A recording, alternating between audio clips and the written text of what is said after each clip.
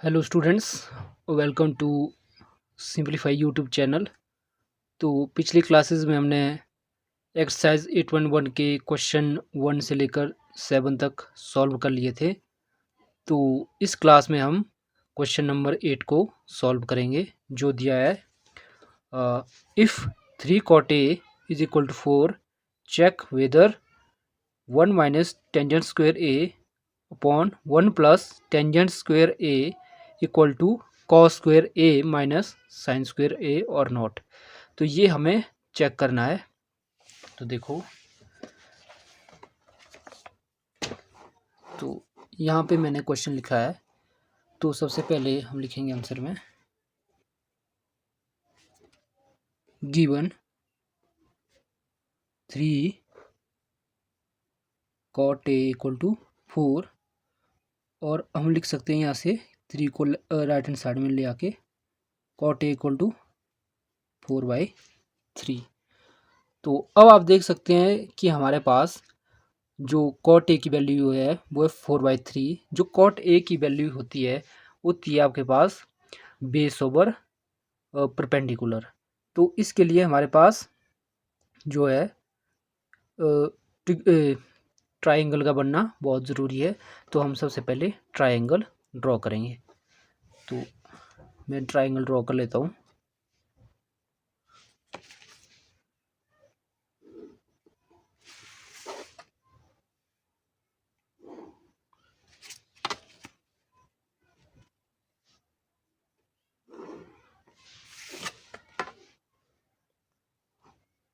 तो इस तरह से आपने ट्राइंगल ड्रॉ करना है। तो वीडियो ज़्यादा लंबा ना हो, इसलिए मैंने थ्योरी वाला पार्ट स्किप कर दिया है। तो यहाँ पे आपने इस तरह से ट्राइंगल ड्रॉ करना है और यहाँ पे लिखना है consider our triangle ABC right angle at B। तो अब देखो आप, तुम्हारे पास जो ये cot A है, अब आपको पता है जो cot A है ये बराबर होता है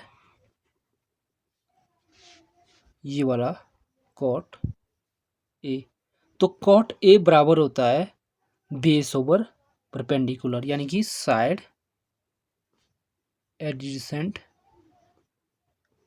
टू थीटा,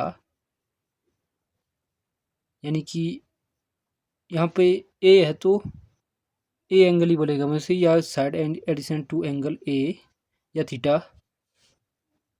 A लिख लो उसको, side adjacent to angle A देना उसको यहाँ पे, और अपॉन परपेंडिकुलर, यानी कि साइड ऑपोजिट टू A। हाँ, तो एंगल लगा देना यहाँ पे, एंगल A। तो एंगल A होगा ये, इसको थीटा, इसको कट कर देना यहाँ पे। या अगर आपने थीटा से करना है तो यहाँ पे आप थीटा लिख सकते हैं, लेकिन यहाँ पे हमारे पास A दिया है cot A, तो हम इसको A रहने देंगे यहाँ पर। तो इसको आप रहने दो यहाँ पे, तो इसको आप यहाँ पे कट कर दो। तो यहाँ पे सिर्फ एंगल A होगा। ओके, तो यहाँ पे देखो आप, तो ये हमारे पास है side adjacent to angle A, यानी कि AB over side opposite to angle ABC। तो इसका मतलब AB की वैल्यू यहाँ पर है 4 और BC की वैल्यू है 3। ठीक है,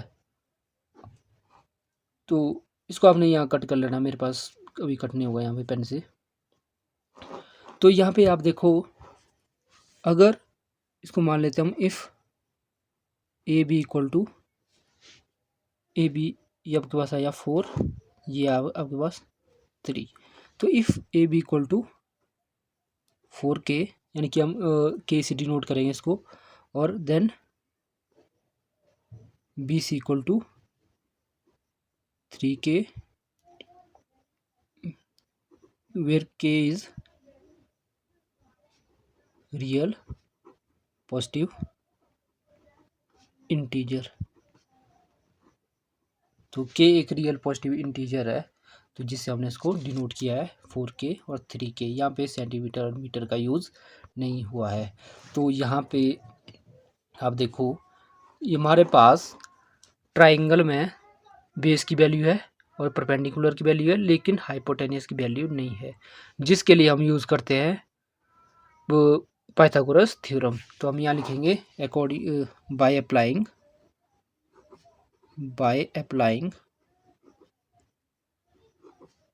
पाइथागोरस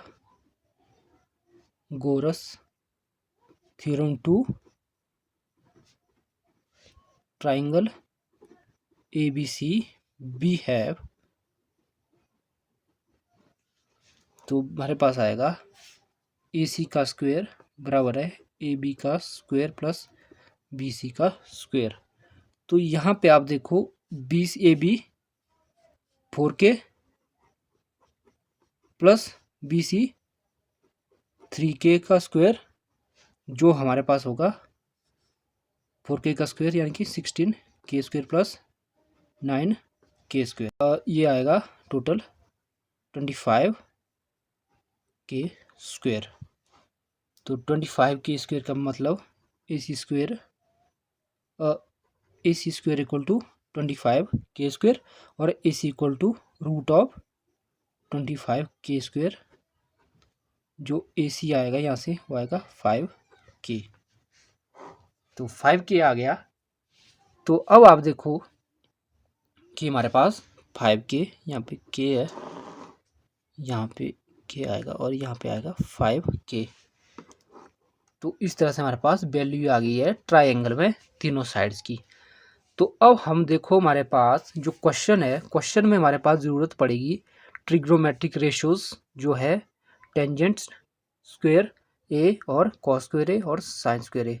तो सबसे पहले हम टेंजेंट ए और कॉस ए और साइन ए की वैल्यू निकाल देंगे, जो होगी सबसे पहले देखो आप यहाँ टेंजेंट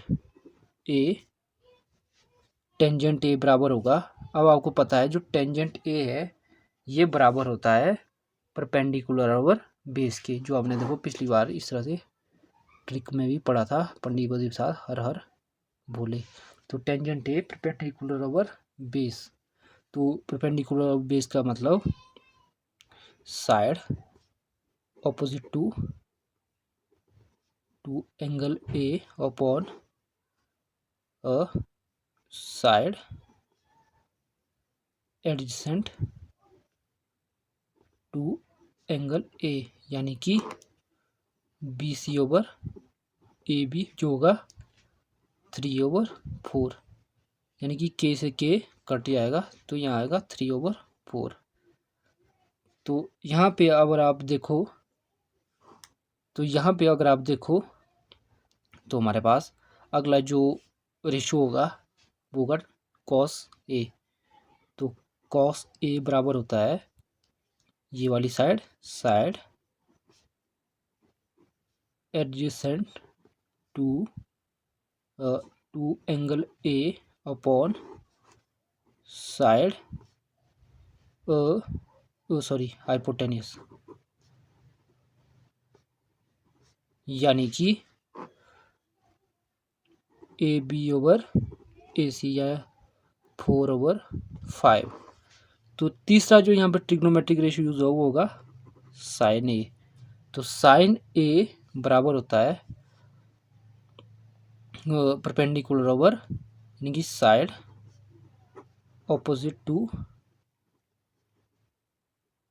एंगल ए अपॉन, यानी कि ये वाली साइड और हाइपोटेनियस।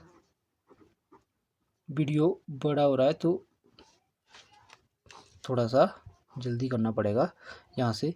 तो यहाँ देखो आप, ये होगा AB over AC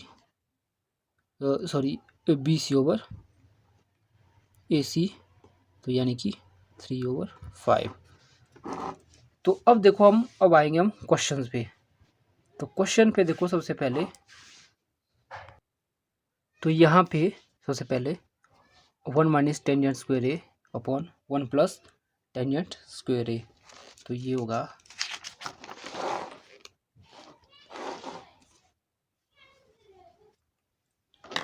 1 minus tangent square A upon 1 plus tangent square A.